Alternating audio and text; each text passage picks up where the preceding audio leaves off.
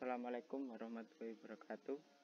Selamat malam Pak Zainun. Nama saya Ahmad Nuadriansa, NBI 14217000053. Berikut saya akan mempresentasikan praktikum metalografi. Yang pertama, dasar teori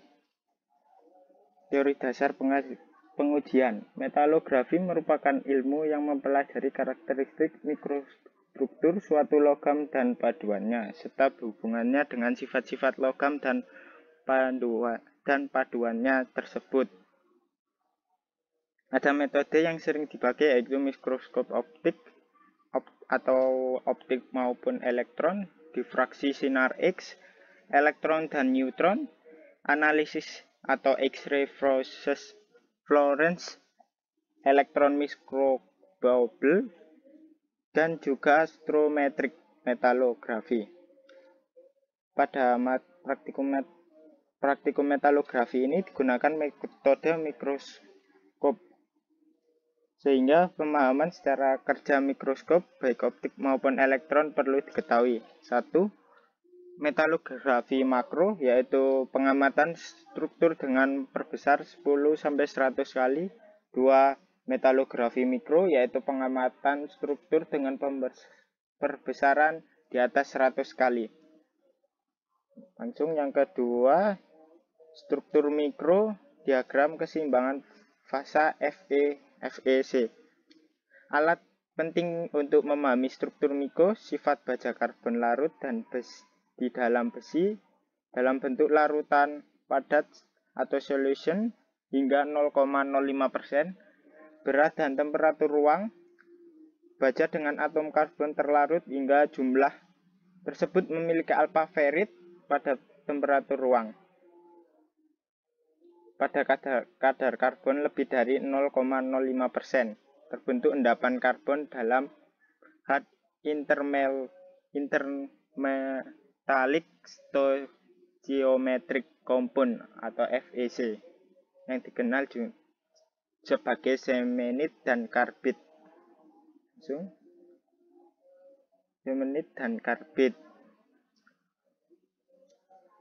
Sifat-sifat baja karbon larut di dalam besi 0,05%, temperatur baja dengan atom karbon terlarut memiliki alpha ferit, temperatur ruang kadar karbon 0,05%.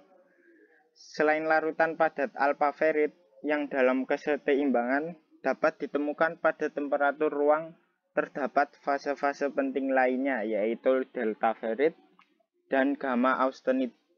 Logam Fe polymorphism, yaitu memiliki struktur kristal berbeda pada temperatur berbeda. Pada Fe murni misalnya, alpha ferit akan berubah menjadi gamma austenit yang dipanaskan melalui temperatur 910 derajat Celcius. Kita mulai tabelnya. Tabel diagram fasanya.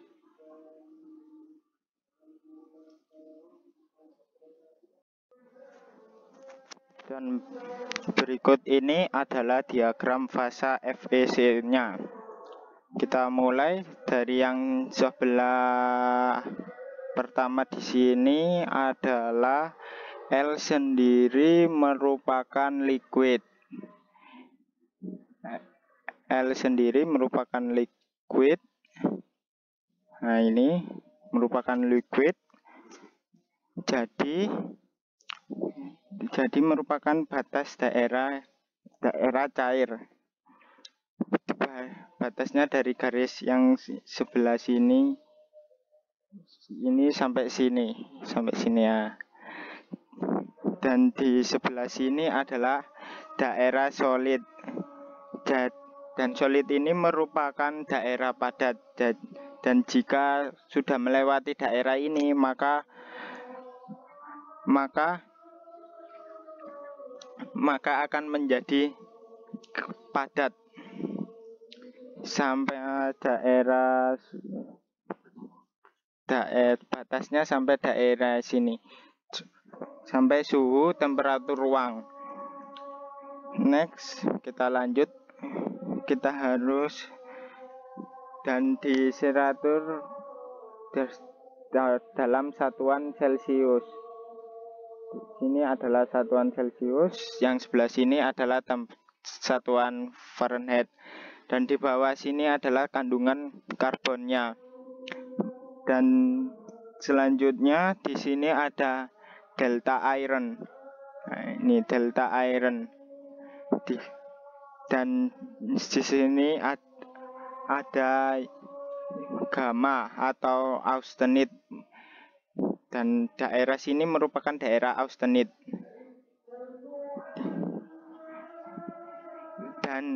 Dan di sini adalah FeC. Ini daerah FeC. SEC.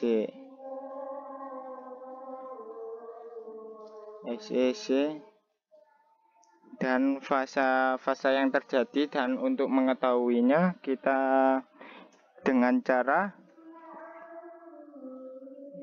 mohon maaf, dan sebelumnya di sebelah sini adalah garis A1, garis A, dan di sini adalah garis A2, A3, dan ini garis HCM. Dan biasanya di literatur lain itu berbeda-beda. Cara menentukan fase, kita mulai dari di sini, kita garis ke kiri sampai menyentuh delta iron. Kita tarik garis ke kanan, kita akan tarik ke kanan, dan daerah kiri itu daerah delta iron, dan yang sebelah kanan itu austenite. Oke. Dan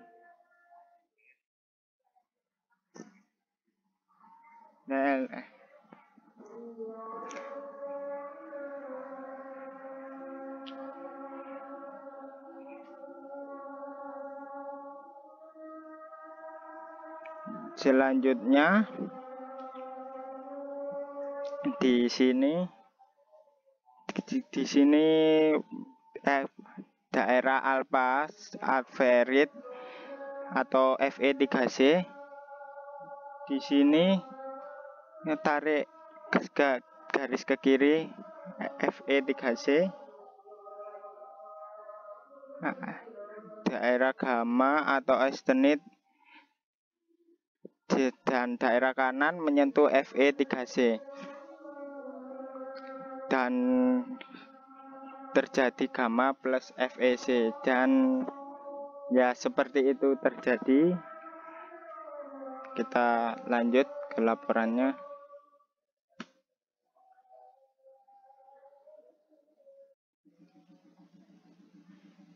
Kita mulai. Ferrit adalah fase larutan padat yang memiliki struktur BBC atau body center kubik.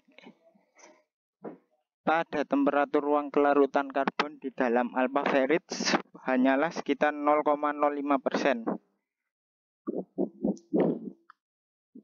Proses pembentukan logam lembaran dewasa ini bahkan dikembangkan baja keberkadaan karbon ultra rendah. Selanjutnya ke perlit. Perlit adalah suatu campuran lemar dari ferrit dan semnit.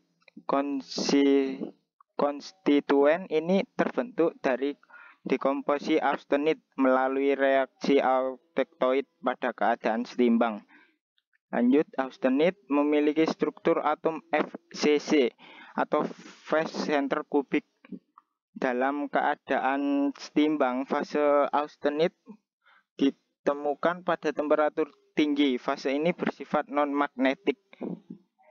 Semnit atau karbit dalam sistem paduan berbaris besi adalah stoichiometric intermetallic Fe3C yang keras atau getas.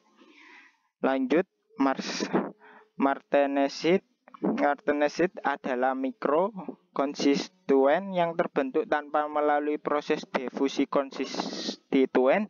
Ini terbentuk saat austenit didinginkan secara sangat cepat, misal melalui proses quenching pada medium air.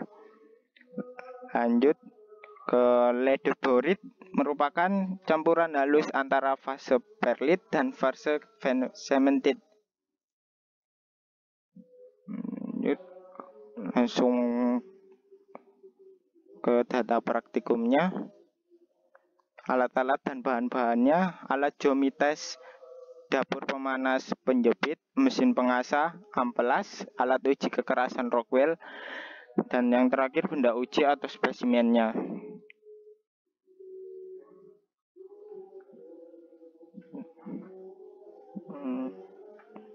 Tujuan dari praktikum untuk memperoleh sifat-sifat logam yang lebih baik dari semula, sehingga persyaratan kebutuhan tanpa merubah bentuk ukuran maupun jenis pekerjaan, annealing, hardening, tempering. Alat-alat dan bahan: dapur pemanas, penjepit, medium pendingin, thermorator, air raksa, hardness tester, dan benda uji. Full annealing. Yang kedua sparging annealing. Yang ketiga hardening.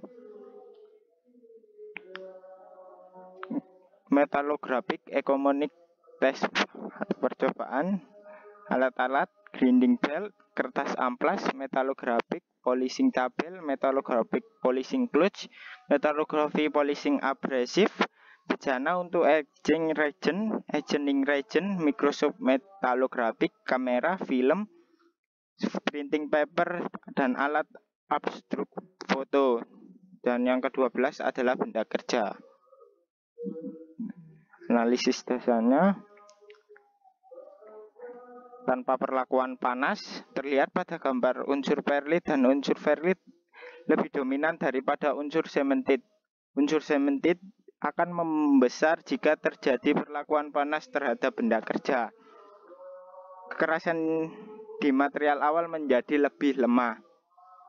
Proses annealing: pada gambar unsur perlit dan ferrit lebih dominan daripada cemented, dan cemented mulai membesar karena terjadi perlakuan panas terhadap benda kerja, di mana struktur ferrit lebih dominan daripada struktur perlit yang lebih sedikit jumlahnya, sehingga tingkat kekerasannya masih rendah. Yang ketiga hardening: terlihat pada unsur perlit dan cemented lebih dominan